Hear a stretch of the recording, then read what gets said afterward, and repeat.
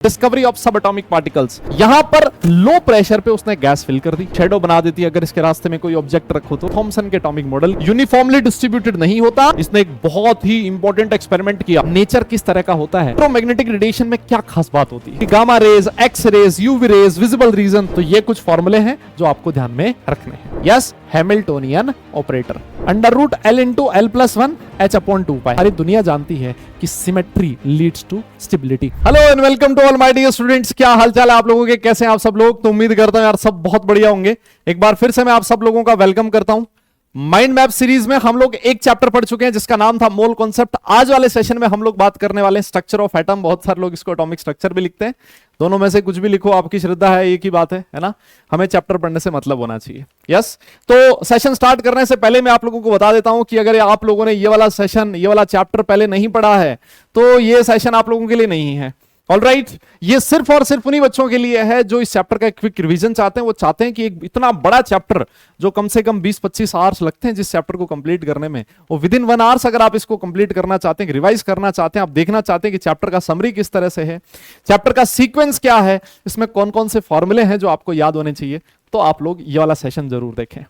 ठीक है, इस चैप्टर की इंपॉर्टेंस मुझे बताने की जरूरत होनी नहीं चाहिए क्योंकि आप सारे लोग स्ट्रक्चर ऑफ एटम के बाद आगे आने वाले चैप्टर्स हैं वो भी पढ़ चुके हैं और उसमें आपको पता भी लग चुका है कि यार स्ट्रक्चर ऑफ एटम का कितना बड़ा रोल है। अगर मैं जेई पॉइंट ऑफ व्यू से बात करूं तो हर साल एक क्वेश्चन पक्का इस चैप्टर से आता है।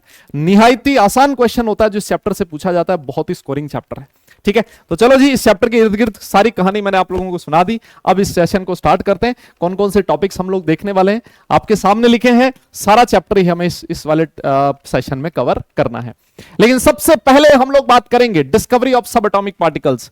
कौन कौन से सब एटॉमिक पार्टिकल्स हैं जिनकी डिस्कवरी की हम लोग बात करेंगे? तो यहां पर दादा 3 पार्टिकल्स होंगे, इलेक्ट्रॉन, प्रोटॉन और न्यूट्रॉन। इनके डिस्कवरी की हम लोग बात करने वाले हैं। ठीक है, सबसे पहले बात करेंगे किसकी? Discovery of electron. J Thomson भाई साहब है जिन्होंने इसको डिस्कवर किया था। इन्होंने क्या किया, एक ग्लास की ट्यूब ली जिसको डिस्चार्ज ट्यूब बोला जाता है। एक कैथोड था, एनोड था, कैथोड पे नेगेटिव चार्ज, एनोड पे पॉजिटिव चार्ज। यहां पर लो प्रेशर पे उसने गैस फिल कर दी और साथ साथ यहां पर एक बहुत हाई वोल्टेज अप्लाई किया। उसने क्या किया, एनोड के पीछे यहां पर जिंक सल्फाइड की कोटिंग कर दी। जिंक सल्फाइड एक ऐसा सब्सटेंस है जिसकी खास बात होती है, अगर इसको कोई पार्टिकल आके हिट करता है तो वहां पर आपको ग्लो दिखाई देता है, स्पार्किंग दिखाई देती है। तो जैसे ही प्रेशर लो किया और हाई वोल्टेज यहां अप्लाई किया तो उसने एक बहुत शानदार चीज नोटिस करी कि यहां पर ZnS की जो कोटिंग हो रखी है उसके ऊपर उसको ग्लो दिखाई दिया। ये तभी पॉसिबल था, ये तभी पॉसिबल है जब कोई इधर से पार्टिकल आए और इस जिंक सल्फाइड की कोटिंग को हिट करे। अब क्योंकि ये पार्टिकल पॉजिटिव इलेक्ट्रोड की तरफ जा रहा था, इस पे चार्ज है पॉजिटिव, तो ये पार्टिकल पॉजिटिव इलेक्ट्रोड की तरफ आ रहा है। दैट्स व्हाई वो जो पार्टिकल रहा होगा उस पे चार्ज रहा होगा नेगेटिव, और उस नेगेटिवली चार्ज पार्टिकल को क्या नाम दिया गया था दादा? इलेक्ट्रॉन बोला गया। यस, और ये जो पार्टिकल्स की बहुत सारी रेज है which are moving from cathode to anode, उनको नाम दिया जाता है क्या? Cathode rays. यस, मेरे हिसाब से कोई दिक्कत नहीं। इन कैथोड रेज की बहुत सारी प्रॉपर्टीज होती हैं, है ना, कि जैसे ये स्ट्रेट लाइन में मूव करती हैं और ये शेडो बना देती है अगर इसके रास्ते में कोई ऑब्जेक्ट रखो तो। लेकिन उनमें सबसे इंपॉर्टेंट जो जो जो प्रॉपर्टी है वो आपके सामने लिखी है कि इन रेज की जो प्रॉपर्टीज होती हैं, इनका जो E/M रेशियो होता है वो किस पे डिपेंड नहीं करता, वो यहां पर कौन सी गैस फिल कर रखी है, नेचर ऑफ गैस पे इसकी कोई डिपेंडेंसी नहीं होती। ये सबसे इंपॉर्टेंट चीज है। इलेक्ट्रॉन का चार्ज सारी दुनिया जानती है, इलेक्ट्रॉन का मास सारे लोगों को पता है, ये चीज आपको पता। These are the absolute charges and absolute mass, है ना। अगर आपसे कोई पूछे रिलेटिव चार्ज कितना इलेक्ट्रॉन का, तो -1 होता है। रिलेटिव मास अगर बोले तो लगभग 0 होता है। इसको 1.1/1837 times of mass of hydrogen ऐसा भी लिखा होता है। बिल्कुल सिमिलर एक्सपेरिमेंट था, कौन सा? डिस्कवरी ऑफ प्रोटॉन वाला। अब की बार क्या किया गया था, जो कैथोड था उसमें छोटे छोटे होल्स कर दिए और कैथोड के पीछे जिंक सल्फाइड की कोटिंग कर रखी है। पिछली बार एनोड के पीछे था और यहां पर कैथोड के पीछे था। यस, एक चीज नोटिस की गई, वापस से वही बहुत लो प्रेशर और बहुत हाई वोल्टेज आपको अप्लाई करना है। यहां पर एक बार फिर से चीज नोटिस की गई कि ये जिंक सल्फाइड की कोटिंग जो थी उस पर ग्लो दिखाई दिया, और ये तभी पॉसिबल था जब कोई पॉजिटिवली चार्ज पार्टिकल इधर से इधर की तरफ मूव करे। मैं इसको पॉजिटिवली चार्ज पार्टिकल क्यों कह रहा हूं? बिकॉज वो कौन से इलेक्ट्रोड की तरफ जा रहा है? नेगेटिव इलेक्ट्रोड की तरफ मूव कर रहा है। वो जो पॉजिटिवली चार्ज पार्टिकल था, अगर आपने इसमें हाइड्रोजन गैस फिल कर रखी है, कौन सी? अगर आपने इसमें हाइड्रोजन गैस फिल कर रखी है तो उस पॉजिटिवली चार्ज पार्टिकल H+ को नाम दिया गया प्रोटॉन। यस, बोलो बोलो। और ये जो पार्टिकल्स की रेस थी जो कहां से कहां की तरफ मूव कर रही है, एनोड से कैथोड की तरफ, उनको बोला गया एनोड रेज। एनोड रेज या फिर एक और नाम भी है इनका, क्या, कैनाल रेस भी आप इसको कह सकते हो। एनोड रेस या फिर कैनाल रेस। जो सबसे इंपॉर्टेंट चीज है वो वापस से यहां पर लिखी है कि इनका जो E/M रेशियो होता है या फिर जो नेचर ऑफ एनोड रेस होती है वो डिपेंड करता है किस पे, कौन सी गैस आपने इस पे फिल कर रखी है। क्यों? क्योंकि हर गैस का जो पॉजिटिवली चार्ज पार्टिकल होगा उसका मास डिफरेंट होगा और उसका चार्ज भी डिफरेंट होगा। दैट्स वाई जो E/M रेशियो होगा वो डिपेंड करेगा किस पे, नेचर ऑफ गैस पे। यहां पर चार्ज और मास आपके सामने लिखा हुआ है जो कि सारी दुनिया को पता होता है। तो ये हो गई डिस्कवरी ऑफ प्रोटॉन। आगे बढ़ते हैं, डिस्कवरी ऑफ न्यूट्रॉन की सबसे आसान है। क्या किया गया, बेरिलियम लिया और बेरिलियम पे अल्फा पार्टिकल, ये क्या है दादा, अल्फा पार्टिकल की बोmbardment करवाई। अल्फा पार्टिकल क्या होता है, helium nucleate 2He4, 4 unit of mass and 2 unit of positive charge, उसको अल्फा पार्टिकल बोला जाता है। जब आपने बेरिलियम की शीट पे अल्फा पार्टिकल बोmbard करवाया तो एक बहुत अजीब सा पार्टिकल मिला। वो जो पार्टिकल था उसमें खास बात क्या थी कि उसका जो मास था वो लगभग प्रोटॉन के मास के बराबर था, लेकिन उसका चार्ज 0 था। वो न्यूट्रल पार्टिकल था। चार्ज कितना था, 0 था। तो ऐसा जो पार्टिकल है उसको नाम दिया गया क्या, न्यूट्रॉन। और उसको दिखाने का तरीका आपके सामने लिखा है। इसका ये एब्सोल्यूट मास है, अगर आप इसका रिलेटिव मास लिखोगे तो वो 1 होगा। यस, और इसका रिलेटिव चार्ज कितना हो जाएगा, 0 हो जाएगा। इसका रिलेटिव मास 1 और रिलेटिव चार्ज +1 हो जाएगा। ठीक है ना। तो ये डिस्कवरी ऑफ सब एटॉमिक पार्टिकल्स रिलेटेड बहुत छोटी छोटी सी इंफॉर्मेशन थी जो आपको पता होती है और वैसे भी छोटी क्लासेस में आप लोगों ने पढ़ रखा होता है। अब इसके बाद हम लोग चल रहे हैं एटॉमिक मॉडल्स की तरफ। दादा सबसे पहले हम लोग बात करेंगे किसकी, थॉमसन के एटॉमिक मॉडल की। इसको सपना आया रात को, है ना, क्योंकि सपने जैसा ही था। थॉमसन ने ये बोला कि जो एटम होता है उसका शेप कैसा होता है, स्फेरिकल होता है। इसके अंदर जो नेगेटिव चार्ज है वो यूनिफॉर्मली डिस्ट्रीब्यूटेड नहीं होता और जो पॉजिटिवली चार्ज है वो यूनिफॉर्मली डिस्ट्रीब्यूटेड है through out the atom. Yes, अब इसने अपना जो एटॉमिक मॉडल था उसको रिलेट किया वाटरमेलन के साथ। इसने कहा कि जैसे वाटरमेलन में शीट्स प्रेजेंट होते हैं जो यूनिफॉर्मली डिस्ट्रीब्यूटेड होते हैं, वैसे ही एटम के अंदर नेगेटिव चार्ज यूनिफॉर्मली डिस्ट्रीब्यूटेड नहीं होता। और जो आपका रेड वाला पोर्शन है जिसको आप, है ना, निपटा देते हो, वो वाला जो पोर्शन है वो यूनिफॉर्मली डिस्ट्रीब्यूटेड है तो वो होगा पॉजिटिव चार्ज। तो इसके अकॉर्डिंग पॉजिटिव चार्ज का डिस्ट्रीब्यूशन सिमेट्रिक है, यूनिफॉर्म है, और नेगेटिवली चार्ज जो है वो अनइवनली डिस्ट्रीब्यूटेड है, जैसे कि वाटरमेलन में ये सीड्स अनइवनली डिस्ट्रीब्यूटेड होते हैं। दैट्स व्हाई इसको वाटरमेलन मॉडल या फिर प्लम पुडिंग मॉडल भी कहा जाता है। ठीक है ना। तो ये बहुत ज्यादा इंफॉर्मेशन आपको नहीं देता थॉमसन एटॉमिक मॉडल। इसके बाद नेक्स्ट एटॉमिक मॉडल आता है जिसका नाम था रदरफोर्ड एटॉमिक मॉडल। इसने बहुत आसान सी चीजें लिखी। इसने एक बहुत ही इंपॉर्टेंट एक्सपेरिमेंट किया, है ना, जिसको बहुत वेल नोन एक्सपेरिमेंट है, जिसको अल्फा रे स्कैटरिंग एक्सपेरिमेंट बोला जाता है। इसने क्या किया, गोल्ड फॉइल एक्सपेरिमेंट भी बोला जाता है। इसने क्या किया, गोल्ड की फॉइल ली और इधर से अल्फा पार्टिकल उस पर बोम्बार्ड करवाए। फिर इसने चेक किया कि ये अल्फा पार्टिकल जब इस गोल्ड फॉइल से पास होते हैं तो उनका नेचर किस तरह का होता है। उसने कुछ ऑब्जर्वेशंस देखे, उन ऑब्जर्वेशन के बेसिस पे उसने कुछ कंक्लूजन निकाला। ऑब्जर्वेशन क्या था, इसने सबसे पहली चीज ये बोली कि जो most of the alpha particles है वो बिना किसी डेविएशन के सीधे निकल गए। कुछ अल्फा पार्टिकल्स ऐसे थे जो एक हल्के से एंगल से डेविएट हुए और बहुत ही कम अल्फा पार्टिकल ऐसे थे जो जिस रास्ते पे गए थे उसी रास्ते पे वापस आ गए, बाउंस बैक 180 डिग्री का डिफ्लेक्शन। लेकिन ऐसे अल्फा पार्टिकल बहुत कम थे। नंबर आपको याद रखने की जरूरत नहीं है। यहां से उसने क्या कंक्लूजन निकाला, अब आप खुद सोच के देखो। अल्फा पार्टिकल पे चार्ज होता है पॉजिटिव। अगर most of the alpha particle बिना किसी डेविएशन के सीधे निकल रहे हैं, इसका मतलब उनको रास्ते में कोई नहीं मिला। रास्ते में कोई नहीं मिला, इसका मतलब कि मोस्ट ऑफ द पोर्शन जो एटम का है वो बिल्कुल खाली है। यस, अच्छा। दूसरी चीज एटम के अंदर जो पॉजिटिव चार्ज है वो बहुत ही छोटी सी जगह पे कॉन्सेंट्रेटेड है। यस, अल्फा पार्टिकल पे पॉजिटिव चार्ज है, उसको डिफ्लेक्ट कौन करेगा, अपने पाथ से डेविएट कौन करेगा, पॉजिटिव चार्ज ही करेगा। यस, लेकिन वो जो पॉजिटिव चार्ज है वो बहुत छोटी सी जगह पे कॉन्सेंट्रेटेड है एटम के अंदर, और वो जो छोटी सी जगह थी उसको नाम दिया गया था न्यूक्लियस। तो ये जो भाई साहब है इन्होंने क्या नाम दिया, न्यूक्लियस नाम दिया। अब यहां से उसने ये भी बोला कि जो न्यूक्लियस का वॉल्यूम है वो एटम के वॉल्यूम के कंपैरिजन में नेग्लिजिबल है। डेटा भी लिखा है कि जो एटम का रेडियस होता है वो 10⁻⁻10 के रिस्पेक्ट में होता है, 10⁻⁻10 मीटर के ऑर्डर का होता है, और साथ में जो न्यूक्लियस का होता है वो 10⁻⁻15 मीटर के ऑर्डर का होता है। ठीक है ना। तो एटम का जो वॉल्यूम है उसके कंपैरिजन में जो न्यूक्लियस का वॉल्यूम होगा वो बिल्कुल नेग्लिजिबल होगा। ठीक है ना। ये इसका कंक्लूजन था। लेकिन इस एक्सपेरिमेंट की कुछ लिमिटेशंस भी थी। क्या लिमिटेशन थी? इसने इसने आगे चल के ये भी बोला कि जो भाई इलेक्ट्रॉन होता है वो न्यूक्लियस के चारों तरफ एक सर्कुलर पाथ पे घूमता है, और वो जो सर्कुलर पाथ होगा उसको नाम दिया इसने ऑर्बिट। यस, क्या नाम दिया? ऑर्बिट। अंदर की तरफ इलेक्ट्रोस्टैटिक फोर्स ऑफ अट्रैक्शन लगता है, जिसको बैलेंस करने के लिए बाहर की तरफ सेंट्रीफ्यूगल फोर्स लगता है ना। लेकिन ये कुछ चीजें ऐसी थी जिसको ये वाला मॉडल नहीं समझा पाता। उसमें सबसे पहली चीज थी कि इलेक्ट्रॉन के डिस्ट्रीब्यूशन के बारे में कोई आइडिया नहीं दिया इसने, कि भाई इलेक्ट्रॉन न्यूक्लियस के चारों तरफ घूम रहा है एक पाथ पे, लेकिन यह बताओ अगर मान लो 10 इलेक्ट्रॉन है तो क्या 10 के 10 इलेक्ट्रॉन एक ही पाथ पे घूमेंगे या अलग अलग पाथ पे घूमेंगे? कौन से पाथ पे कितने इलेक्ट्रॉन घूमेंगे? इलेक्ट्रॉन के डिस्ट्रीब्यूशन के बारे में इस रदरफोर्ड एटॉमिक मॉडल में कोई इंफॉर्मेशन नहीं थी। दूसरा चीज यह था कि जो मैक्सवेल की थ्योरी है उसको भी ये एक्सप्लेन नहीं कर पाया स्टेबिलिटी ऑफ एटम के अकॉर्डिंग। क्या कहता है मैक्सवेल कि अगर मान लो ये न्यूक्लियस है, एक कोई चार्ज पार्टिकल है, इलेक्ट्रॉन एक चार्ज पार्टिकल है, अगर इलेक्ट्रॉन अंडर एक्सेलरेशन है तो वो एनर्जी एमिट करेगा, और एनर्जी एमिट करते करते करते करते एक दिन वो जो इलेक्ट्रॉन है वो किस में समा जाएगा? न्यूक्लियस में समा जाएगा। अगर ऐसा हो गया तो आपका एटम स्टेबल नहीं होगा। ये किसके अकॉर्डिंग? मैक्सवेल के अकॉर्डिंग। लेकिन जब रदरफोर्ड से पूछा गया कि ऐसा क्यों नहीं हो रहा आपके एटॉमिक मॉडल में, तो रदरफोर्ड ने कहा मुझे नहीं पता। रदरफोर्ड के पास इस चीज का कोई जवाब नहीं था। तो ये इसकी लिमिटेशंस, दो वेल नोन एप्लीकेशन लिमिटेशंस हैं जो आपको ध्यान में रखनी है। डन।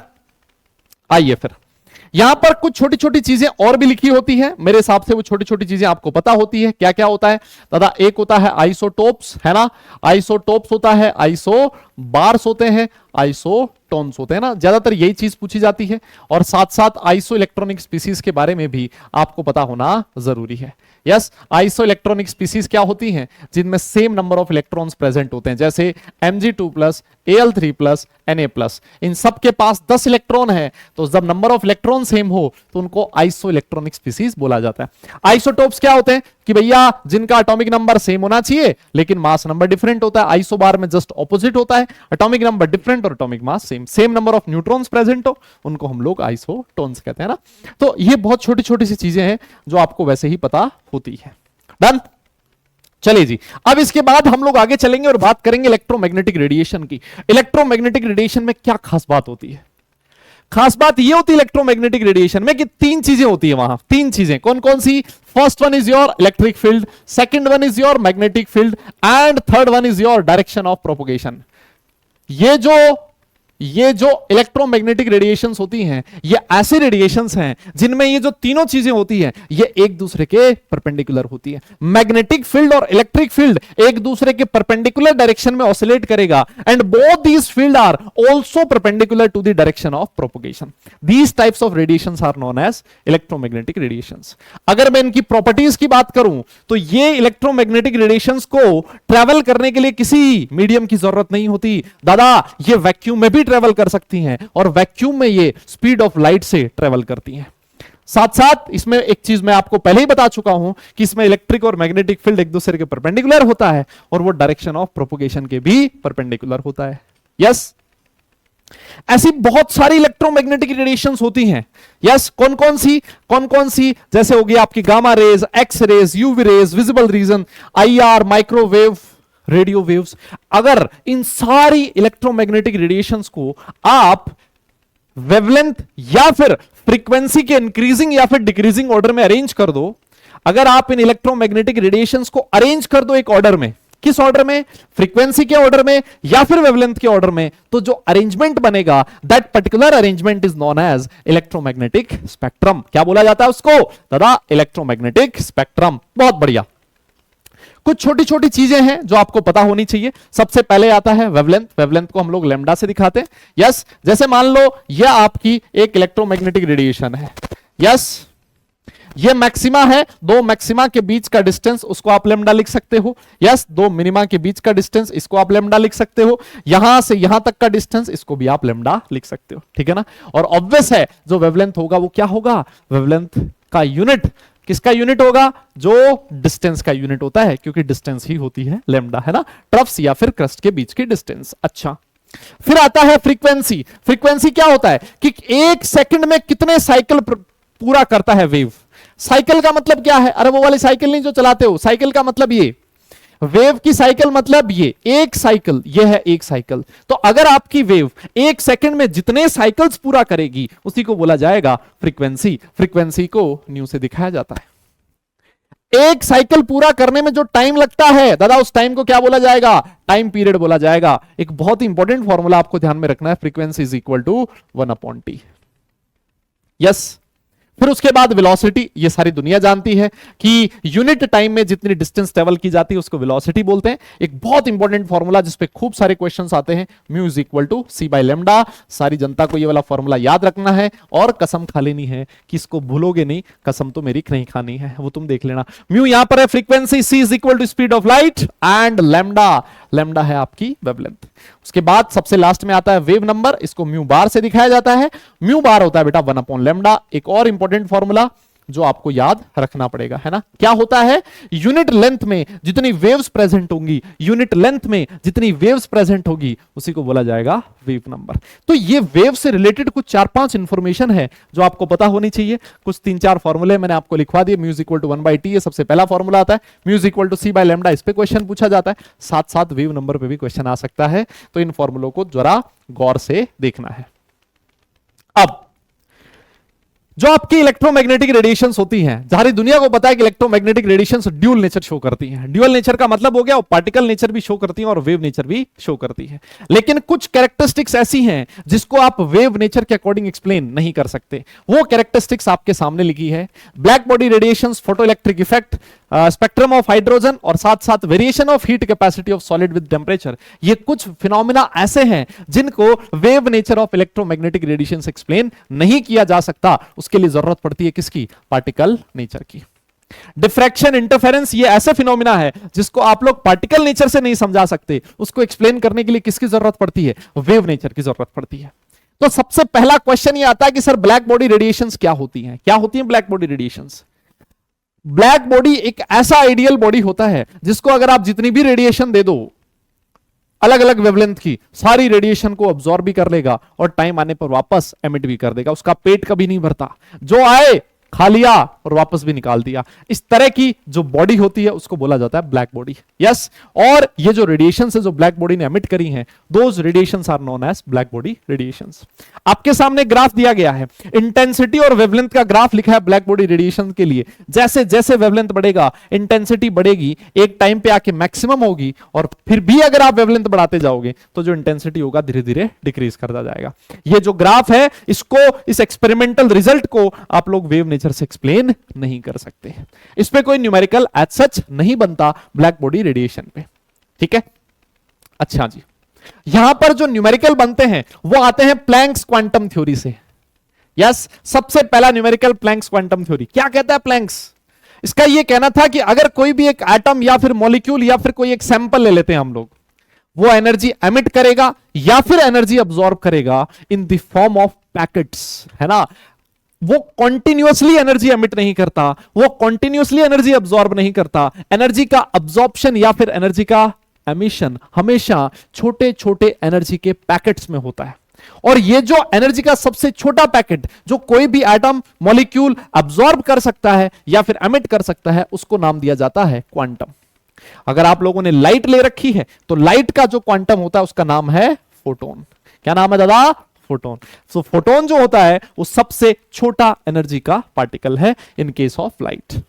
बात ये आती है कि ये जो एनर्जी होती है फोटोन की, किसके डायरेक्टली प्रोपोर्शनल होती है? ये डायरेक्टली प्रोपोर्शनल होती है साहब फ्रीक्वेंसी ऑफ लाइट। यस। और अगर आप प्रोपोर्शनलिटी का साइन हटाओगे तो कांस्टेंट यूज करोगे h, इसको नाम है प्लैंक्स कांस्टेंट। इसको क्या बोला जाता है दादा?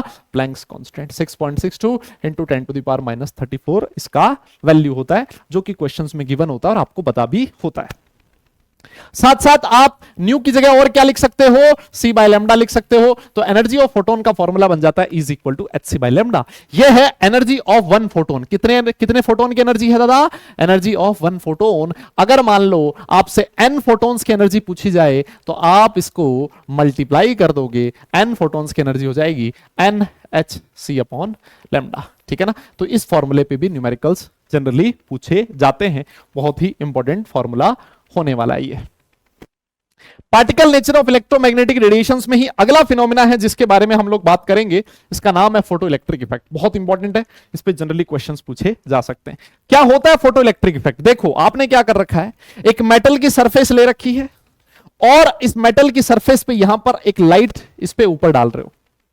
यस, यहां पर दो इलेक्ट्रोड ले रखे हैं, एक पॉजिटिव इलेक्ट्रोड होगा, एक नेगेटिव इलेक्ट्रोड होगा, साथ में आपने एमिटर ले रखा है। जैसे ही सर्किट में करंट फ्लो होगा, इस एमिटर में डिफ्लेक्शन आएगा और आपको पता लग जाएगा, है ना। आप अगर यहां पर लाइट डालोगे तो आप एक चीज नोटिस करोगे, लाइट की फ्रीक्वेंसी बढ़ाते गए बढ़ाते गए बढ़ाते गए बढ़ाते गए एक फ्रीक्वेंसी ऐसी आएगी जिस फ्रीक्वेंसी पे आपका ये जो मेटल है ये क्या करेगा, अपनी सरफेस से, ये जो मेटल है अपनी सरफेस से इलेक्ट्रॉन बाहर निकाल देगा, इलेक्ट्रॉन का इजेक्शन हो जाएगा। और वो जो इलेक्ट्रॉन है, इलेक्ट्रॉन बाहर निकला, नेगेटिव चार्ज था, वो पॉजिटिव इलेक्ट्रोड की तरफ जाएगा। पॉजिटिव इलेक्ट्रोड की तरफ जाएगा तो सर्किट कंप्लीट होगा, और सर्किट कंप्लीट होगा तो इसमें करंट फ्लो होगा, करंट फ्लो होगा तो एमिटर में डिफ्लेक्शन आएगा। किसी भी मेटल की सरफेस से इलेक्ट्रॉन का जो इजेक्शन है, this is known as photoelectric effect. और ये जो इलेक्ट्रॉन बाहर निकले हैं, इन इलेक्ट्रॉन्स को क्या बोला जाता है? फोटो इलेक्ट्रॉन्स कहा जाता है। मेरी बात समझ में आ गई आपको? बहुत आसान चीज है, लेकिन इंपॉर्टेंट चीज क्या है कि इलेक्ट्रॉन को बाहर निकालने के लिए एक पर्टिकुलर फ्रीक्वेंसी की जरूरत पड़ती है। वो मिनिमम फ्रीक्वेंसी जिससे पहले इलेक्ट्रॉन बाहर नहीं आएगा, उस मिनिमम फ्रीक्वेंसी को न्यू नॉट से दिखाया जाता है और उसको बोला जाता है थ्रेशोल्ड फ्रीक्वेंसी। ये जो थ्रेशोल्ड फ्रीक्वेंसी की वैल्यू है, ये डिफरेंट मेटल्स के लिए डिफरेंट हो सकती है। अगर आपकी फ्रीक्वेंसी इस फ्रीक्वेंसी से कम है तो कभी भी फोटो इलेक्ट्रिक इफेक्ट ऑब्जर्व नहीं होगा, हमेशा इससे ज्यादा या फिर इसके बराबर होगा, तभी ऐसा होने वाला है। साथ साथ कुछ ऑब्जर्वेशंस भी हैं जो आपको ध्यान में रखने हैं। पहला ऑब्जर्वेशन बहुत आसान है, क्या है कि जैसे ही फोटोन जाके मेटल की सरफेस को हिट करेगा, वैसे ही इलेक्ट्रॉन का इजेक्शन हो जाएगा, है ना। कोई टाइम लैग नहीं होता, है ना। ऐसा नहीं होता कि इलेक्ट्रॉन आया, इसको हिट किया, फोटोन आया, इलेक्ट्रॉन को हिट किया, इलेक्ट्रॉन बोले यार रुक जा, अभी थोड़ा चाय पानी पी के निकलेंगे, नहीं। अगर उस फोटोन के पास सफिशिएंट एनर्जी है तो जैसे ही उस इलेक्ट्रॉन को हिट करेगा, इलेक्ट्रॉन को बाहर निकलना पड़ेगा, there is no time lag, ठीक है। दूसरी चीज, आपको एक मिनिमम फ्रीक्वेंसी की जरूरत पड़ेगी अगर आपको फोटो इलेक्ट्रिक इफेक्ट ऑब्जर्व करना है, और वो जो मिनिमम फ्रीक्वेंसी होता है उसको थ्रेशोल्ड फ्रीक्वेंसी कहते हैं। कितने ज्यादा इलेक्ट्रॉन्स बाहर आएंगे, नंबर ऑफ फोटो इलेक्ट्रॉन्स किस पे डिपेंड करता है? इंटेंसिटी ऑफ लाइट पे। बहुत इंपॉर्टेंट है, ये जो लास्ट वाले 2 पॉइंट लिखे हुए हैं बहुत इंपॉर्टेंट है। Number of photoelectron is directly proportional to intensity of light. उसका फ्रीक्वेंसी से कोई लेना देना नहीं है, लेकिन जो फोटो इलेक्ट्रॉन की काइनेटिक एनर्जी है, फोटो इलेक्ट्रॉन कितनी एनर्जी से बाहर निकलेगा, काइनेटिक एनर्जी जो होती है वो फ्रीक्वेंसी पे डिपेंड करती है, इसका इंटेंसिटी से कोई लेना देना नहीं है। फिर कह देता हूं, ये लास्ट वाले जो दोनों पॉइंट्स हैं बहुत इंपॉर्टेंट है, इस पे ग्राफिकल क्वेश्चन आपसे पूछा जा सकता है। क्या कहा मैंने? Number of photoelectron directly proportional to intensity of light, उसका फ्रीक्वेंसी से लेना देना नहीं है। Kinetic energy of photoelectron is directly proportional to frequency of light, उसका इंटेंसिटी से लेना देना नहीं है। ये जो फोटो इलेक्ट्रिक इफेक्ट था उसको एक्सप्लेन किया था किसने? आगे चल के एक भाई साहब थे आइंस्टाइन, उन्होंने इस फोटो इलेक्ट्रिक इफेक्ट को एक्सप्लेन किया। इन्होंने क्या कहा? इन्होंने कहा कि जो टोटल एनर्जी है, यहां से जो लाइट की टोटल एनर्जी है, अगर मैं इसको h न्यू लिख देता हूं तो ये जो टोटल एनर्जी है ये 2 काम करेगी। क्या? एक तो इलेक्ट्रॉन को मेटल की सरफेस से बाहर निकालेगी। इलेक्ट्रॉन को मेटल की सरफेस से बाहर निकालने के लिए कितनी एनर्जी चाहिए? h new not. New not है यहां पर थ्रेशोल्ड फ्रीक्वेंसी। और अगर एक्स्ट्रा एनर्जी उसके पास बच गई, है ना, जो एक्स्ट्रा एनर्जी है वो उसकी काइनेटिक एनर्जी में कन्वर्ट हो जाएगी। तो ये चीज है जो आपको ध्यान में रखनी है। This is your total energy. Total energy जो लाइट के फोटोन की है, this is your threshold energy. इसको आप थ्रेशोल्ड एनर्जी कह दो, और या फिर आप इसको वर्क फंक्शन भी कह सकते हो। क्या कहा जाता है इसको? दादा वर्क फंक्शन भी कहा जाता है। साथ में हाफ ऑफ mv², सारी दुनिया जानती है बचपन से ही, इसको काइनेटिक एनर्जी कहते हैं। यस, तो यहां पे जो टोटल एनर्जी आ रही है फोटोन की, वो 2 काम कर रही है। पहला, इलेक्ट्रॉन को मेटल की सरफेस से बाहर निकालना, और जो एक्स्ट्रा एनर्जी है उसको काइनेटिक एनर्जी में कन्वर्ट कर देना। तो इसका एक्सप्लेनेशन किसने दिया था? आइंस्टाइन ने। ठीक है, डन, याद रहेगा, बहुत इंपॉर्टेंट चीज है फोटो इलेक्ट्रिक इफेक्ट। इसके बाद हम लोग आगे बढ़ते हैं और बात कर लेते हैं स्पेक्ट्रम की। क्या होता है स्पेक्ट्रम? बहुत आसान चीज है। आपके सामने ग्लास का प्रिज्म था, यहां पर आपने व्हाइट लाइट डाली।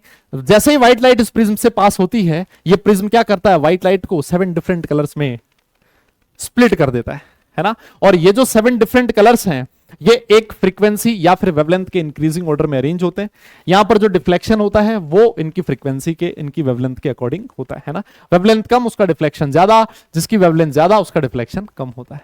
तो ये जो फोटोग्राफिक फिल्म आपने यहां लगा रखी है, इन कलर्स का जो इंप्रेशन इस फोटोग्राफिक फिल्म पे प्रोड्यूस हुआ है, that is known as spectrum. तो स्पेक्ट्रम अपने आप में और कुछ नहीं है, ये कुछ वेवलेंथ्स का एक ऑर्डर है ना। आपने क्या किया है, डिफरेंट डिफरेंट फ्रीक्वेंसी की लाइट को, डिफरेंट डिफरेंट फ्रीक्वेंसी की कलर्स को आपने क्या किया, एक पर्टिकुलर ऑर्डर में अरेंज कर दिया, and that particular arrangement is known as spectrum.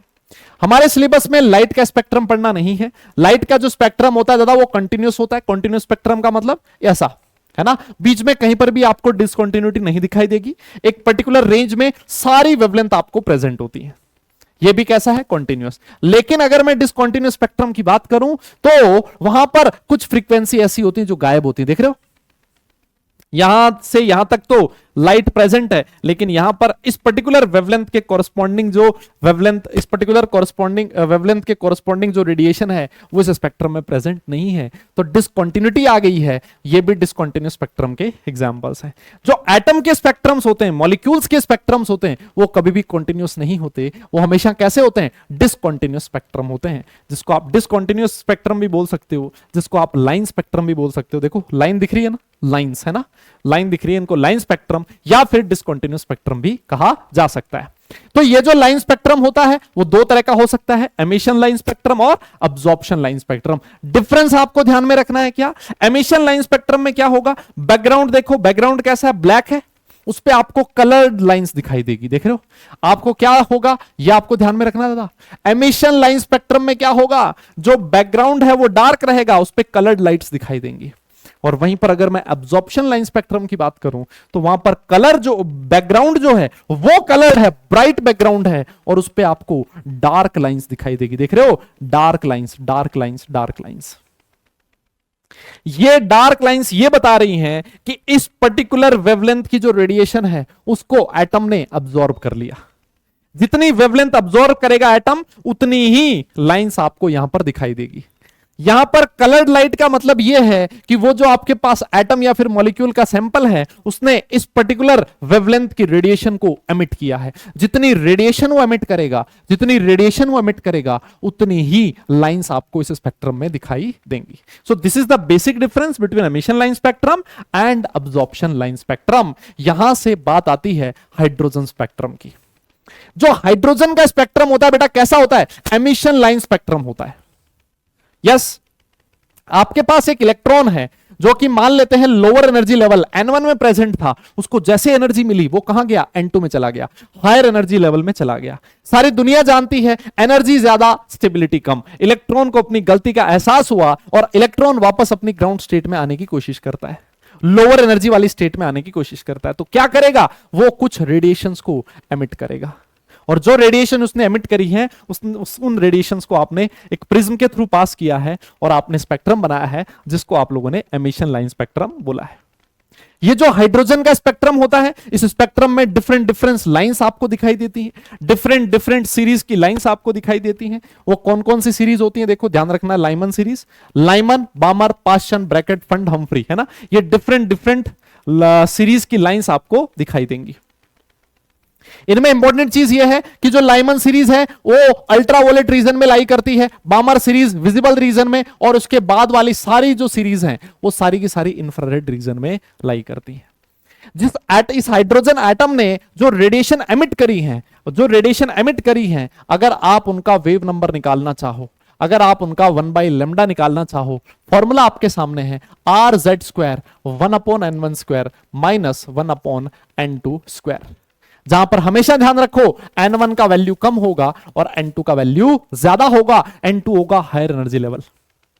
Yes, अच्छा, यहां पर जो R है बेटा उसकी वैल्यू 109677, रिडबर्ग्स कांस्टेंट इसको बोला जाता है, कुछ जगह पर इसको RH भी लिखा होता है, और ये वैल्यू किस में आएगी, सेंटीमीटर इनवर्स में आएगी। ये एक बहुत इंपॉर्टेंट फॉर्मूला है। और यहां पर Z क्या है, Z is your atomic number. Z क्या दादा, एटॉमिक नंबर। यस, मेरी बात समझ में आई। ये जो N1 और N2 की वैल्यू है ये डिफरेंट डिफरेंट लाइंस के लिए डिफरेंट होती है। लाइमन सीरीज की जब मैं लाइन कहता हूं, इसका मतलब इसके लिए हमेशा N1 का वैल्यू 1 होगा, इलेक्ट्रॉन एक्साइटेड स्टेट से ground state n1 is equal to 1 में आता है तो लाइमन सीरीज। अगर मैं बामर की बात करूं तो इसके लिए हमेशा n1 का वैल्यू 2 होगा, ब्रैकेट पास्चन के लिए n1 का वैल्यू 3 होगा। n2 कुछ भी हो सकता है ना। जैसे अगर मान लो इलेक्ट्रॉन 4 से 1 में आ रहा है, 4 से 1 में आ रहा है, इसका मतलब n1 हो गया है 1, n2 हो गया है 4। तो लाइमन सीरीज के लिए n1 हमेशा 1 होगा, बामर के लिए n1 हमेशा 2 होगा, पास्चन के लिए हमेशा n1 3 होगा, ब्रैकेट के लिए n1 हमेशा 4 होगा। तो ये फॉर्मूला है आपके सामने, इस फॉर्मूले को याद रखें और इस फॉर्मूले पे काफी सारे क्वेश्चंस आपको देखने को मिल सकते हैं। बताइए, ठीक है यहां तक? This is the spectrum of hydrogen. चलो फिर आगे चलते हैं। इसके बाद नेक्स्ट आता है आपका बोर्स एटॉमिक मॉडल। जब आपका रदरफोर्ड एटॉमिक मॉडल फेल हो गया तो मार्केट में कौन आया? फिर बोर एटॉमिक मॉडल आया।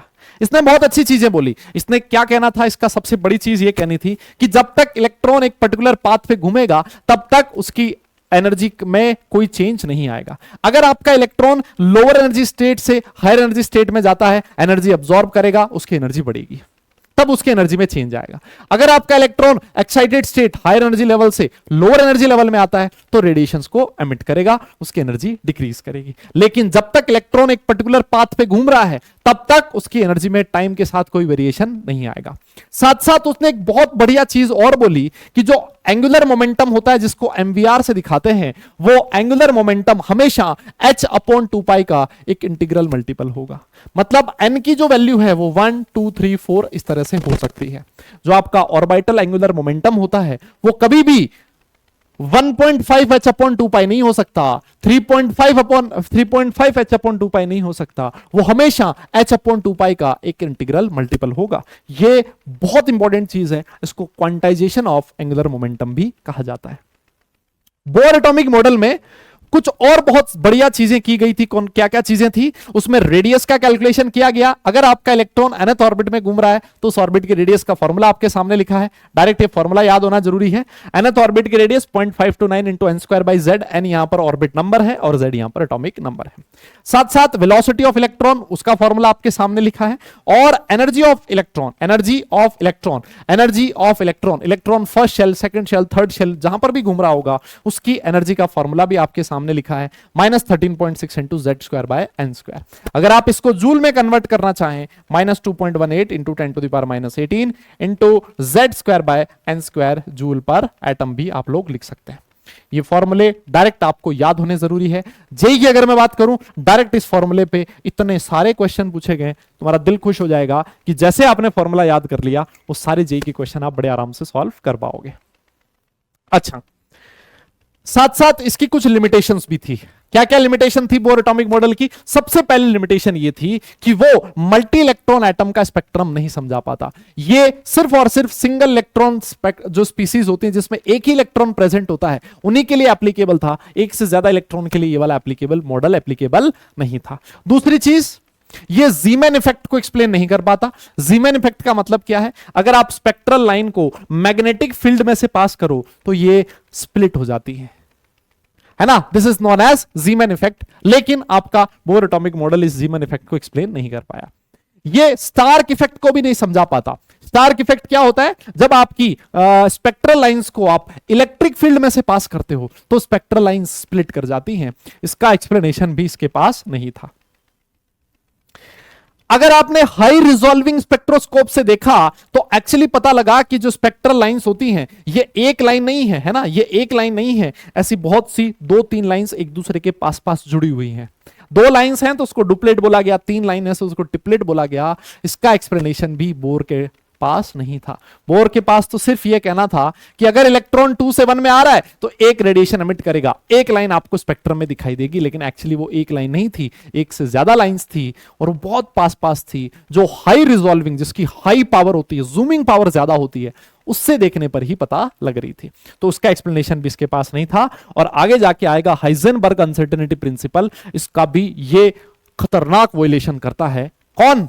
आपका बोर एटॉमिक मॉडल। कैसे करता है उसको भी हम लोग थोड़ी देर में देखने वाले हैं। अब हम लोग आगे चल रहे हैं और बात करने वाले हैं ड्यूअल नेचर ऑफ मैटर की। देखो, इससे पहले हम लोगों ने पढ़ा dual nature of electromagnetic radiations. Electromagnetic radiations dual nature show करती हैं, पार्टिकल नेचर भी होता है, वेव नेचर भी होता है। वैसे ही एक साइंटिस्ट थे जिनका नाम था लुइस डी ब्रोगली, उन्होंने कहा कि पार्टिकल जो होते हैं, माइक्रोस्कोपिक पार्टिकल्स अगर मूव कर रहे हैं तो उनके साथ भी वेव एसोसिएटेड होती है। मतलब आपका जो मैटर होता है उसका भी ड्यूअल नेचर होता है, वो भी particle nature as well as wave nature show करता है ना। इलेक्ट्रॉन है, वो मूव कर रहा है। इलेक्ट्रॉन हम सब लोग जानते हैं कि इससे पहले सिर्फ पार्टिकल नेचर की गई थी, कंसीडर की गई थी इलेक्ट्रॉन की, लेकिन जब डी ब्रोगली ने ये बात बोली तो इलेक्ट्रॉन के लिए फिर वेव नेचर भी कंसीडर की जाने लगी। जो डी ब्रोगली वेवलेंथ होती है ना, जो पार्टिकल के साथ वेवलेंथ एसोसिएट होता है, उसका फॉर्मूला होता है lambda is equal to H upon M V. M है मास और वी है वेलोसिटी। एम इंटू वी को आप लोग क्या कहते हो? मोमेंटम कहते हो। तो लैम्डा का formula lambda is equal to H upon M v, h upon p, and this lambda is known as de Broglie wavelength. The wavelength which is associated with the particle, उसका formula आपके सामने लिखा है। Yes, इस फॉर्मूले को आप ऐसे भी लिख सकते हो, lambda is equal to H upon under root 2m के ई। 2m काइनेटिक एनर्जी, ये क्या है दादा? काइनेटिक एनर्जी, m आपका मास है। और काइनेटिक एनर्जी जो होती है, चार्ज पार्टिकल के लिए काइनेटिक एनर्जी का फॉर्मूला होता है Q into v. Q is charge, V is accelerating potential. क्या होता है दादा? ये एक्सेलरेटिंग पोटेंशियल। अगर आप काइनेटिक एनर्जी की जगह ये वाला चीज लिख दो तो आपका जो लैम्डा का फॉर्मूला बनेगा H upon under root 2m QV, जो कि जे में पूछा हुआ क्वेश्चन है। तो ये फॉर्मूले आपके सामने हैं। इनमें से किसी भी फॉर्मूले के अकॉर्डिंग, क्वेश्चन की जो डिमांड है उसके अकॉर्डिंग आप लोग डी ब्रोगली वेवलेंथ का formula calculate, D Broglie wavelength की वैल्यू कैलकुलेट कर सकते हो।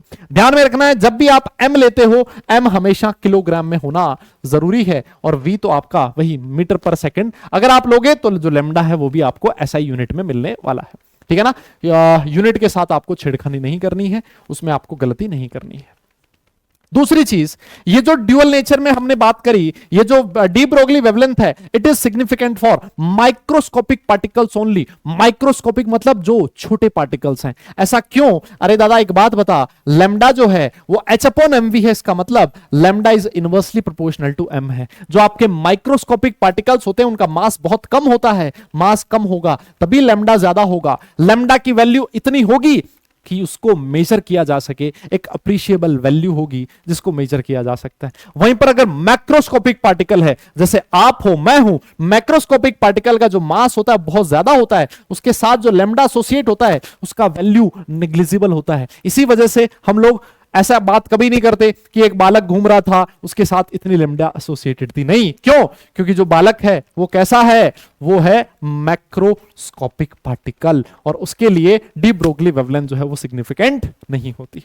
ठीक है ना। तो ये कुछ फॉर्मूले हैं जो आपको ध्यान में रखने हैं। इसके बाद हम लोग आगे बात करेंगे एक बहुत ही इंपॉर्टेंट चीज की, जिसका नाम है हाइजेनबर्ग अनसर्टेनिटी प्रिंसिपल। क्या कहना था भाई साहब का हाइजेनबर्ग का? बहुत बढ़िया चीज बोली इन्होंने। इनका क्या कहना था कि अगर आपका एक स्मॉल माइक्रोस्कोपिक मूविंग पार्टिकल है, जैसे इलेक्ट्रॉन हो गया, प्रोटॉन हो गया, आपका अल्फा पार्टिकल हो गया, छोटा माइक्रोस्कोपिक पार्टिकल है जो मूव कर रहा है, उसकी पोजीशन और उसका मोमेंटम 100% एक्यूरेसी के साथ एक पर्टिकुलर टाइम पे कभी भी कैलकुलेट नहीं किया जा सकता। It is impossible to measure simultaneously the position and momentum of a small microscopic moving particle with absolute accuracy और सर्टेनिटी। उनके मेजरमेंट में हमेशा कुछ ना कुछ अनएक्यूरेसी, कुछ ना कुछ अनसर्टेनिटी जरूर रहेगी, और उस अनसर्टेनिटी के बारे में भी इसने बता दिया कि del x into del P greater than equals to H upon 4 pi. What is del X? Del X is uncertainty in position. What is del P? Uncertainty in momentum. और यही वाला जो फॉर्मूला है आगे जाके इसमें भी कन्वर्ट हो जाता है। del X into del V is greater than equals to H upon 4 by M. What is del X? Uncertainty in position. What is del V? Uncertainty in momentum. And what is M? M is mass. M is mass of particle, जो कि किस में होना जरूरी है? KG में होना जरूरी है। इस फॉर्मूले पे काफी सारे क्वेश्चंस हैं जो पूछे जाते हैं, जेई में भी पूछे गए। है ना। इसका एक्सप्लेनेशन वगैरह की बात हम लोग अभी नहीं कर रहे, वो डिटेल लेक्चर में हम लोग करते हैं। अच्छा, और ये वाला जो फॉर्मूला था, ये जो प्रिंसिपल था, ये भी सिर्फ और सिर्फ सिग्निफिकेंट था किसके लिए? माइक्रोस्कोपिक पार्टिकल्स के लिए। क्योंकि अगर माइक्रोस्कोपिक पार्टिकल है, एम की वैल्यू बहुत कम होगी, तभी जो आपके अनसर्टेनिटी की वैल्यू होगी वो एक अप्रिशिएबल वैल्यू होगी, जिसको आप मेजर कर सकते हो, जिसको आप कैलकुलेट कर सकते हो। That's why it is applicable for microscopic particles only. Done? अब एक चीज और खुद सोचो। अगर आपका इलेक्ट्रॉन है और इलेक्ट्रॉन की पोजीशन और उसके मोमेंटम को अगर आप 100% एक्यूरेसी से मेजर नहीं कर सकते, तो क्या आप इलेक्ट्रॉन के पाथ के बारे में कोई इंफॉर्मेशन दे सकते हो? आप बोलोगे सर नहीं।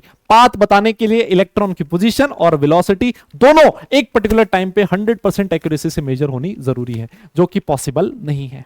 इसका मतलब इलेक्ट्रॉन जो न्यूक्लियस के चारों तरफ घूम रहा है, उसका एग्जैक्ट पाथ कभी भी बताया नहीं जा सकता। लेकिन आपके जो वो भाई साहब हैं बोर एटॉमिक मॉडल में, वहां पर तो आपने रेडियस भी कैलकुलेट कर दी, सब कुछ कैलकुलेट कर दिया। इसी वजह से जो आपका बोर एटॉमिक मॉडल था, वो हाइजेनबर्ग अनसर्टेनिटी प्रिंसिपल को वायलेट करता है, क्योंकि वहां पर एटम के फिक्स पाथ के बारे में बात की गई थी। यहां पर बोला जाता है फिक्स पाथ पॉसिबल है ही नहीं, आप बता ही नहीं सकते इलेक्ट्रॉन का पाथ। आप सिर्फ और सिर्फ इलेक्ट्रॉन की पाए जाने की प्रोबेबिलिटी बता सकते हो। क्या बता सकते हो? प्रोबेबिलिटी बता सकते हो। यस, तो मेरे हिसाब से यहां तक कहानी क्लियर है, आपको चीज समझ में आई है। इसके बाद जो इस चैप्टर में लास्ट एटॉमिक मॉडल है जिसके बारे में हम लोग बात करने वाले हैं, उसका नाम है क्वांटम मैकेनिकल मॉडल, है ना। ये लेटेस्ट मॉडल है जिसके बारे में हमें पढ़ना होता है। ये जो क्वांटम मैकेनिकल मॉडल है, ये श्रोडिंगर ने दिया था 1926, और इसके लिए इनको नोबेल प्राइज के पुरस्कार से भी नवाजा गया। तो आप समझ सकते हो कितनी बड़ी तोप काम किया होगा इन्होंने, है ना। और सबसे खास बात क्या है इसकी, कि ये वाला जो क्वांटम मैकेनिकल मॉडल था, ये particle as well as wave nature of electron दोनों को कंसीडर करता है। इससे पहले जितने भी एटॉमिक मॉडल्स थे, सारे के सारे इलेक्ट्रॉन की सिर्फ और सिर्फ पार्टिकल नेचर को कंसीडर करते थे। इस मॉडल में इलेक्ट्रॉन को एक 3 डायमेंशनल वेव माना गया है। यस, ये जो मॉडल है ये एक इक्वेशन पे बेस्ड है, जिसको श्रोडिंगर वेव इक्वेशन भी बोला जाता है। आपके सामने वो इक्वेशन लिखी है, del square psi upon del x square plus del square psi upon del y square plus del square psi upon del z square plus 8 pi square upon h square e minus v into psi is equal to 0। यहां पर जो E है that is your total energy. Yes, ये electron की total energy की बात कर रहा है। यहां पर जो V होती है दादा, वो होती है potential energy. Yes, potential energy.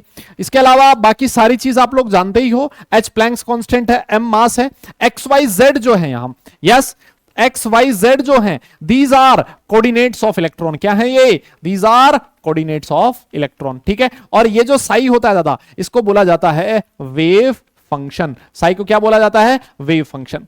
ये जो वेव फंक्शन होता है, इसका अपना कोई एक फिजिकल सिग्निफिकेंस नहीं होता। पहले ही मैं आपको बता दूं, एक इलेक्ट्रॉन से रिलेटेड जितनी भी इंफॉर्मेशन होती है वो आपके साई में स्टोर रहती है। ये जो आपकी श्रोडिंगर वेव इक्वेशन है, इसको आप H cap psi is equal to E psi इसमें भी लिख सकते हो। ये इसकी शॉर्ट फॉर्म है, H cap psi is equal to E psi. यहां पर जो एच कैप होता है that is known as Hamiltonian operator. इसको बोला जाता है Hamiltonian operator. Yes, Hamiltonian operator. अब जैसे हम लोग पढ़ के आए हाइजेनबर्ग अनसर्टेनिटी प्रिंसिपल। हाइजेनबर्ग ने कहा कि आप इलेक्ट्रॉन की एग्जैक्ट पोजीशन नहीं बता सकते, लेकिन एटम के अंदर, मान लो एटम के अंदर आपको बताना है कि इस न्यूक्लियस से r डिस्टेंस पे इलेक्ट्रॉन मिलने की प्रोबेबिलिटी कितनी है, इलेक्ट्रॉन मिलने की प्रोबेबिलिटी कितनी है, तो आपको क्या करना पड़ेगा? इस पर्टिकुलर पॉइंट पे साई स्क्वायर की वैल्यू निकालनी पड़ेगी।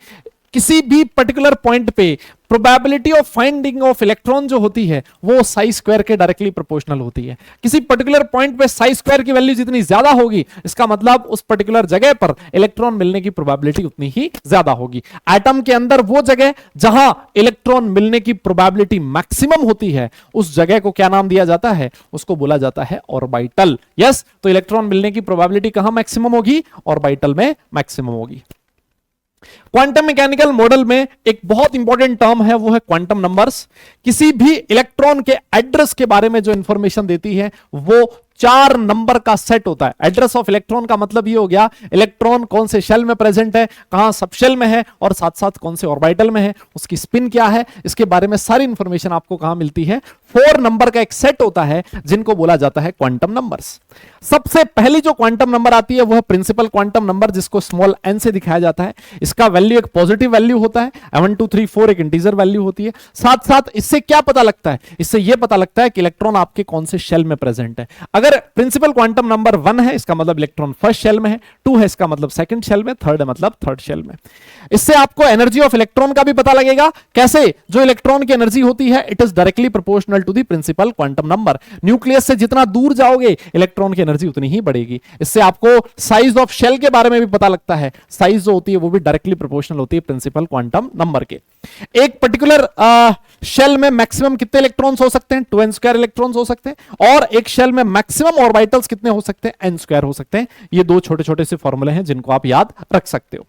फिर उसके बाद आता है अजीमुथल क्वांटम नंबर, जिसको स्मॉल n से दिखाया जाता है। इसको सब्सिडरी क्वांटम नंबर भी कहा जाता है। साथ साथ इसको orbital angular momentum quantum number भी कहा जाता है। इससे क्या पता लगता है? इससे हमें पता लगता है इलेक्ट्रॉन किसी शेल के कौन से सब शेल में प्रेजेंट है, किसी शेल के कौन से सब शेल में प्रेजेंट है। अच्छा, और साथ साथ shape of the sub shell के बारे में भी आपको ये चीज ध्यान रखनी है कि एक particular given value of n के लिए l का जो वैल्यू होता है वो 0 to n-1 होता है। मतलब l का जो वैल्यू होगा वो 0 to n-1 होगा। कहने का मतलब l और n कभी भी इक्वल नहीं हो सकता। ये एक बहुत ही इंपॉर्टेंट इंफॉर्मेशन आपको पता होनी जरूरी है।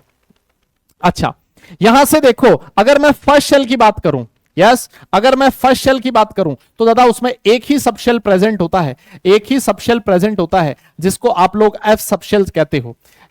अगर मैं सेकंड शेल की बात करूं तो सेकंड शेल में 2 सब शेल प्रेजेंट होते हैं, 2 सब शेल्स प्रेजेंट होते हैं, एक s and p sub shell. अगर मैं थर्ड शेल की बात करूं तो थर्ड शेल में 3 सब शेल्स प्रेजेंट होंगे, 3 सब शेल्स प्रेजेंट होंगे। कौन कौन से? s P and D sub shell. और वैसे ही अगर मैं फोर्थ शेल की बात करूं तो उसमें 4 सब शेल प्रेजेंट होंगे, S P D and F। जो आपका S सब शेल होता है, S सब शेल के लिए L का वैल्यू 0 होता है, L का वैल्यू 1 होता है P सब शेल के लिए, L का वैल्यू 2 होता है D सब शेल के लिए, और L का वैल्यू 3 होता है F सब शेल के लिए। उसके बाद आगे कहानी GH इसी तरह से चलती रहेगी। ठीक है, ये चीज आपको ध्यान में रखनी है। ऑल राइट, अगर आपको सब शेल का पता लग गया, फिर उसके बाद हम नेक्स्ट बात करेंगे, उसका नाम है क्या? मैग्नेटिक क्वांटम नंबर, जिसको m से दिखाया जाता है। ये क्या बताती है? इलेक्ट्रॉन के ओरिएंटेशन के बारे में बताती है, प्रेफर्ड ओरिएंटेशन, या फिर जिसको मैं क्या बोल सकता हूं, ऑर्बिटल के बारे में बताती है।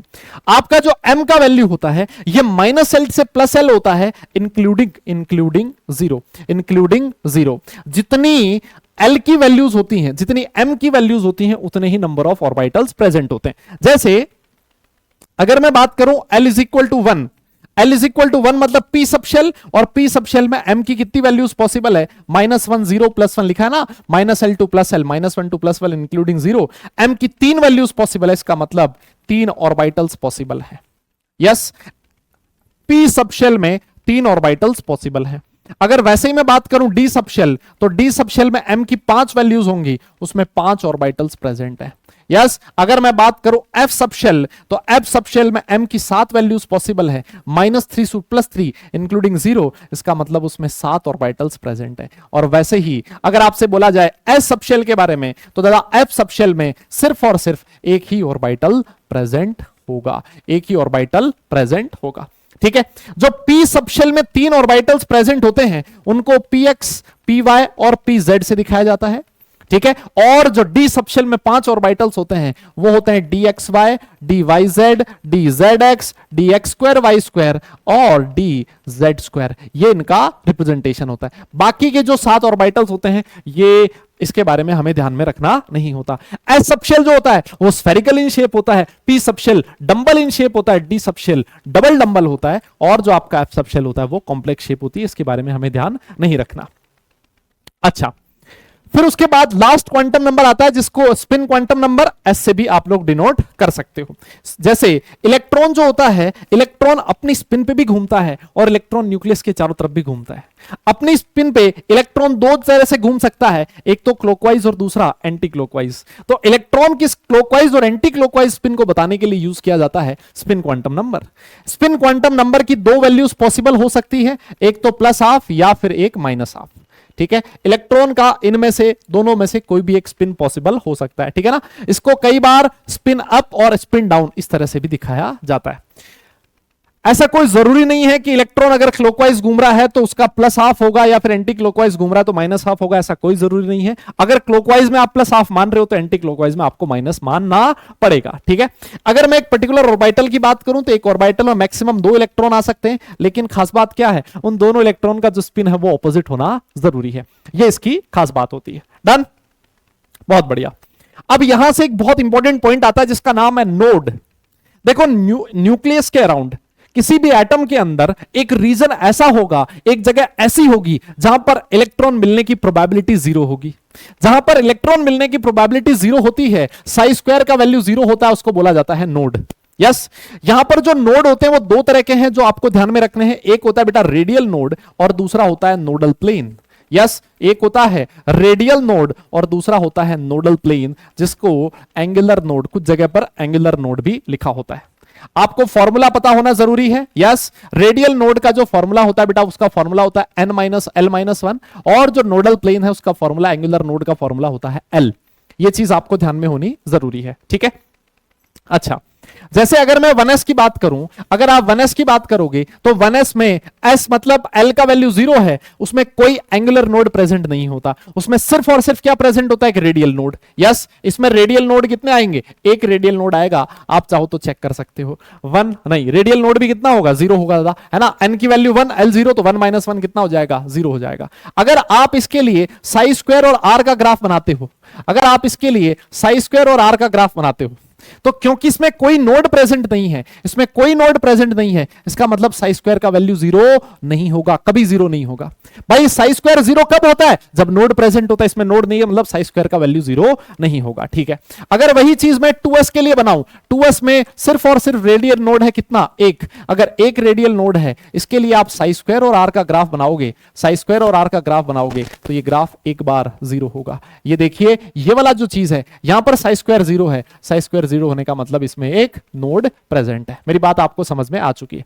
वैसे अगर मान लो मैं 2p के लिए ग्राफ बनाऊं, दादा 2p के लिए अगर आप रेडियल नोड निकालोगे ना तो वो होगा 0 और एंगुलर नोड होगा 1 या फिर नोडल प्लेन होगा 1।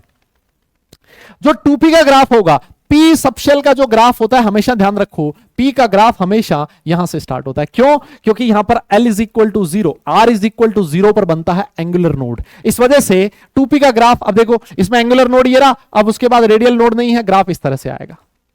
यस, अगर वहीं पर मान लो यही सेम ग्राफ मैं 3p के लिए बनाना चाहूं, अगर यही सेम ग्राफ मैं 3p के लिए बनाना चाहूं तो इसमें रेडियल नोड एक है और एंगुलर नोड भी एक है। एंगुलर नोड हमेशा कहां बनता है, न्यूक्लियस पे बनता है। ये रहा, अब एक रेडियल नोड है, इसका मतलब एक बार 0 होगा, खत्म, है ना। ये रहा आपका एंगुलर नोड और दादा ये है आपका रेडियल नोड। मेरी बात आपको शायद समझ में आ चुकी है। तो ये वाला कॉन्सेप्ट होता है जो आपको ध्यान में रखना होता है।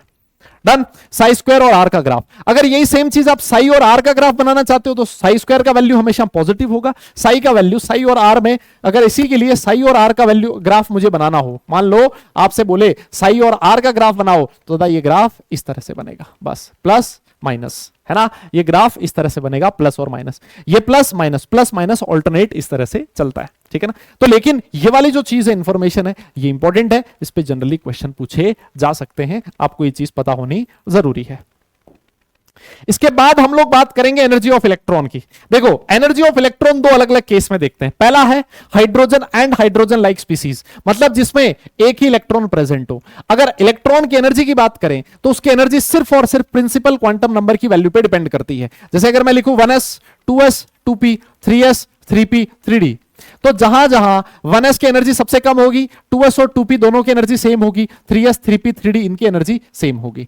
लेकिन ये कब होगा? ये सिर्फ और सिर्फ तब होगा जब एटम के अंदर एक ही इलेक्ट्रॉन प्रेजेंट हो। उस केस में अगर मल्टी इलेक्ट्रॉन स्पीसीज है तो मल्टी इलेक्ट्रॉन स्पीसीज के केस में आपकी जो एनर्जी होती है ऑर्बिटल की वो n और l दोनों की वैल्यू पे डिपेंड करती है।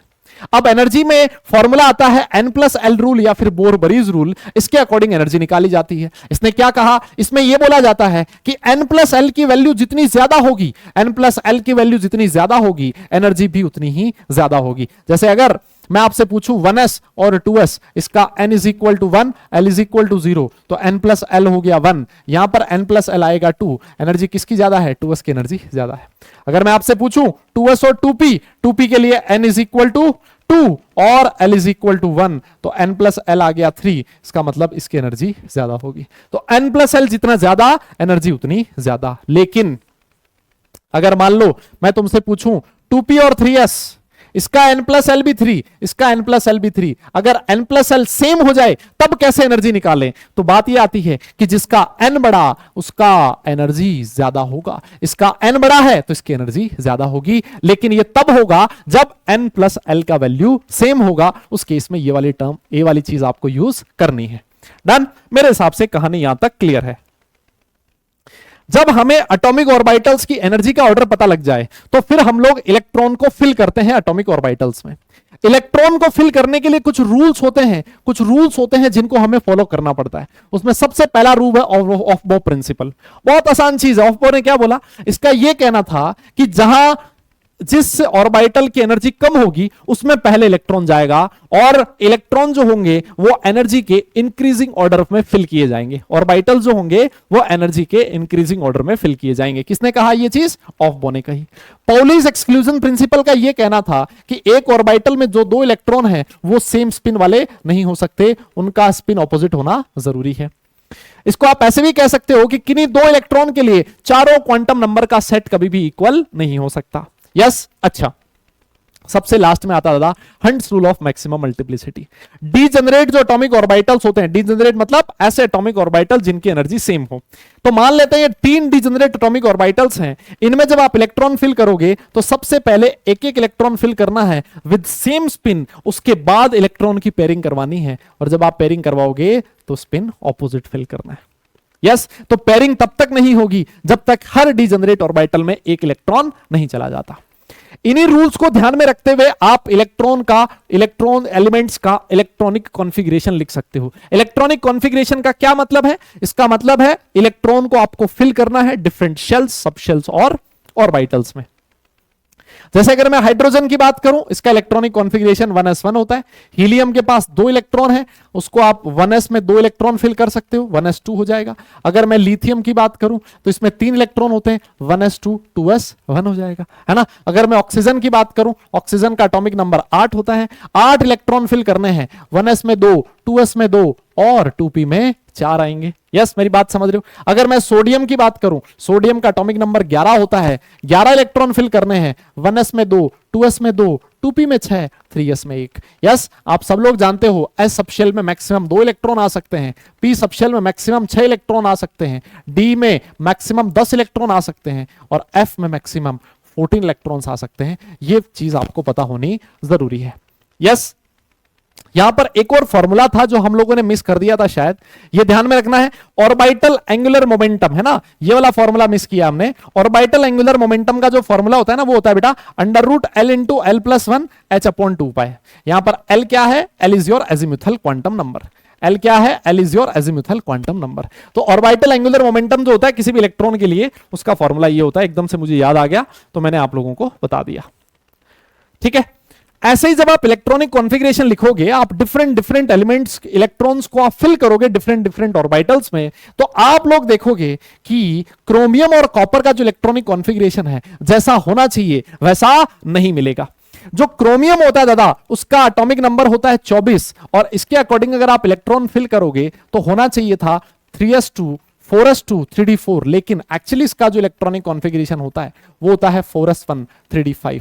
ये वाला इलेक्ट्रॉनिक कॉन्फ़िगरेशन सही होता है। वैसे अगर मैं कॉपर की बात करूं तो कॉपर का एटॉमिक नंबर बेटा 29 होता है। अगर आप इसका इलेक्ट्रॉनिक कॉन्फ़िगरेशन लिखोगे एक्चुअली तो वो ये होना चाहिए था, लेकिन जो होता है वो ये है 4s1 3d10। क्यों? क्योंकि देखो आप लोगों ने सीखा है कि डी में 5 ऑर्बिटल्स होते हैं, 5 ऑर्बिटल्स होते हैं। यहां पर है हाफ फिल्ड, ये कैसा है दादा? Half filled.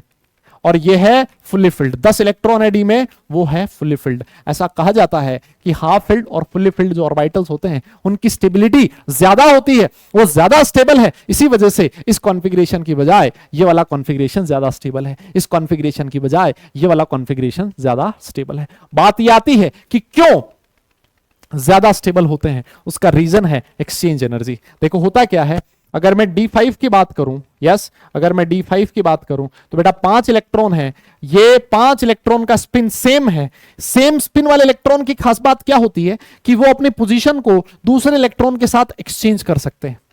हर एक्सचेंज में कुछ एनर्जी रिलीज होती है, और जो एनर्जी रिलीज होती है उसी को एक्सचेंज एनर्जी बोला जाता है।